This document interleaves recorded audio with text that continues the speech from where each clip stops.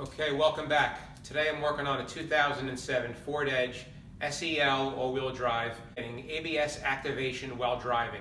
I pulled the codes and noted them and took it for another drive, and thankfully I did notice that under low speed braking, normal braking, I did get some ABS pump activation. So I brought it in and noticed that there was no codes in the computer. And now typically with an ABS system as opposed to a check engine light, if the fault is not currently happening, the ABS light will go out on its own.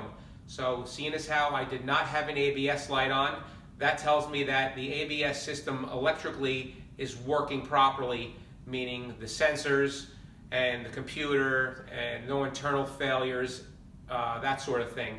So that leads me to believe that there's probably a mechanical issue at a wheel somewhere, and I have seen this issue before, and I'm going to see if it's the same on this vehicle. Also, while driving the vehicle, I did notice a noise coming from the rear of the vehicle, which sounded like a groaning from a wheel bearing. I did find that the left rear wheel bearing does have play in it, and I thought that I was going to find my problem there, like a damaged sensor, but I didn't. So I went to the front of the vehicle and a quick inspection of the tone ring, and I found that they are both broken due to rust jacking.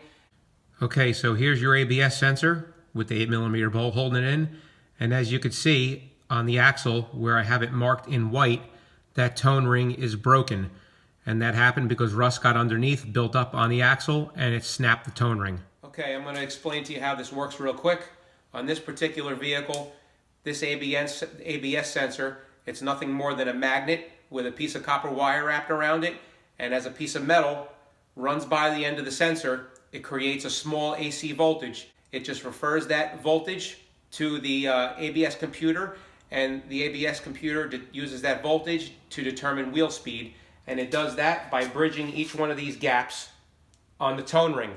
So what happened is the tone ring broke, increasing the gap, which the computer picked up as an abnormal wheel speed, and in the case of the brake system, confuse that with a locking up wheel, and it activates your ABS. Also, when you're doing a preliminary inspection, a good thing to check when dealing with an ABS system is wheel bearings. If you have a wheel bearing that's going bad, it could strike and damage the sensor and even damage the tone ring. So I did pick up 2 axles for the front of this vehicle, and I'm going to show you how to do that.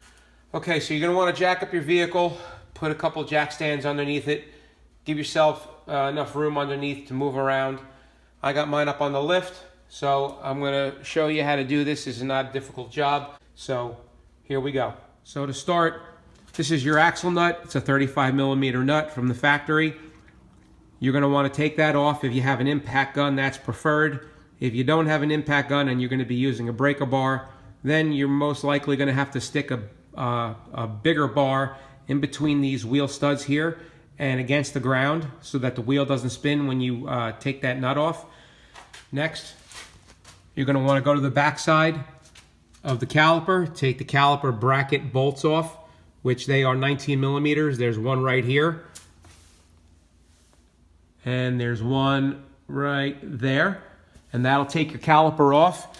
And what you can do is just take a piece of wire and string it up out of the way. Next, you're going to want to take the tie rod end off. That's an 18mm nut. You're going to have to take the cotter pin out of it. I already took it off. And believe it or not, this doesn't sound like the correct thing to do, but you're going to want to strike that knuckle right there with a hammer to pop that joint loose. You can use a ball joint separator, but the problem is with those is they often tear the boot on the joint, and then you're going to get water and dirt in there, and the joint's going to go bad. Okay, I took my caliper off and hung it on the strut just like so, and it's out of the way. And then your rotor will just come right off. Take your rotor off.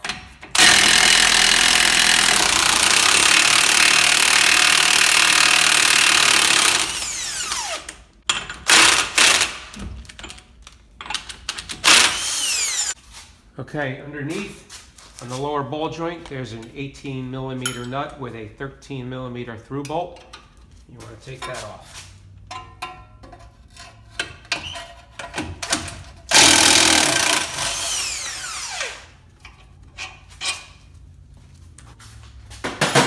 Okay, so here's where it gets a little tricky. You're gonna have to hit this a few times probably to knock that joint loose just from the bottom of the spindle. You don't have to hit it that hard, it'll probably just pop loose. But you are gonna have to pry this control arm down so you can slide this steering spindle, this knuckle out. And that's gonna be a little bit of a pain in the butt because I'm not gonna disconnect the sway bar, because anytime you deal with a sway bar, it's nothing but a headache. So you might need a second set of hands for this. I don't know if you can see it. Right up in here, on top of the sway bar, I don't know if you can see it, right there, and that'll allow you to pry down on that control arm enough to get the spindle out, but you're probably going to have to pry down on it and tap it with a hammer.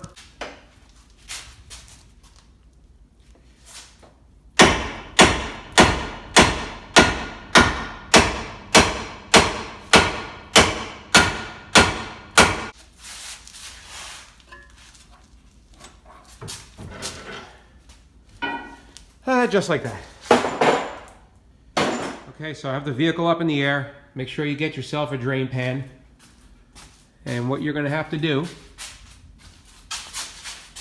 there's where the axle slides into the extension housing coming out of the transmission.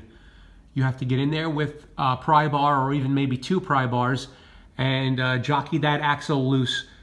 Now also make sure you got your new axle ready to go in. That way when you break that axle loose out of there, you don't lose a lot of fluid. You can quick stick the other axle in. Pull your spindle back and slide your axle out.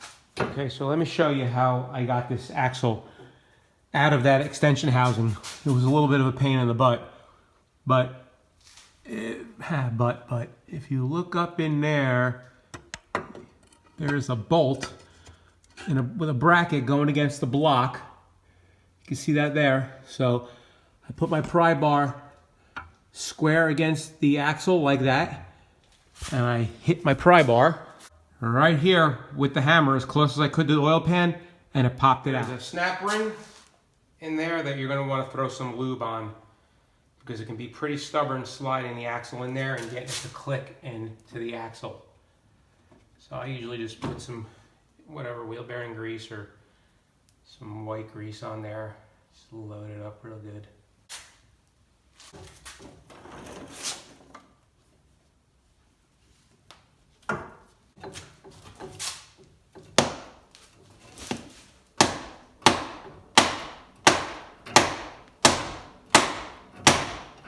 Okay, so that axle fought me a little bit.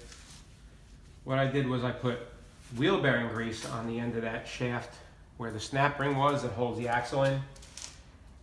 And what you got to make sure you do is push that axle in so that it's completely compressed. Make sure it's straight, and then hit the end of the axle with a dead blow like that until it snaps in. That took me quite a few tries to get that in there. Usually they don't fight that hard, but now it's all smooth sailing. I like to use a little bit of white grease. Never hurt anybody. Everything goes back together just a little bit smoother. Except for when you're putting the axle in. That doesn't go in smooth. But everything else does.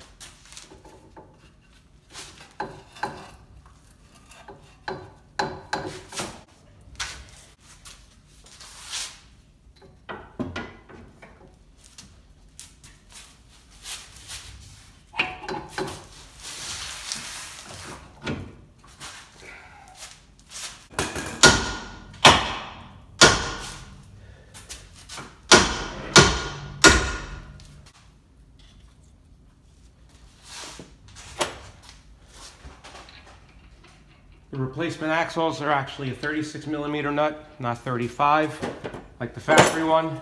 I'm just going to run the nut in for now. When you're done with the job, it's got to be torqued.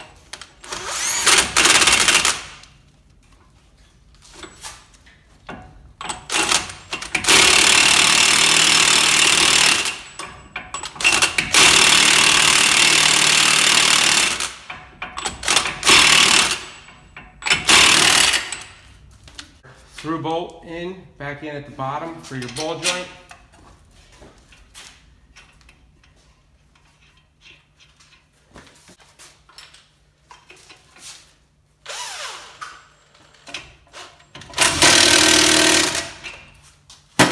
right, and from this point on, it's pretty simple. You're going to put your rotor back on, put your caliper bolts back in, your caliper bracket bolts back in, put your tie rod back on, and make sure you line up the castle nut with the hole that's in the tie rod end right there, so you can put your new cotter pin through.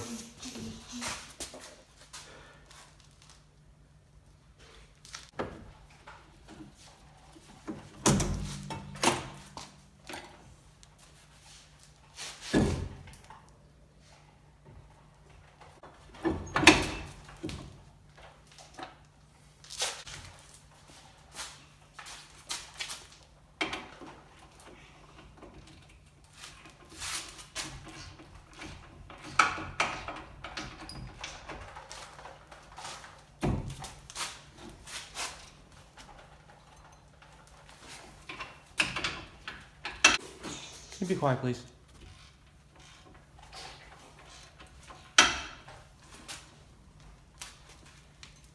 Click, click.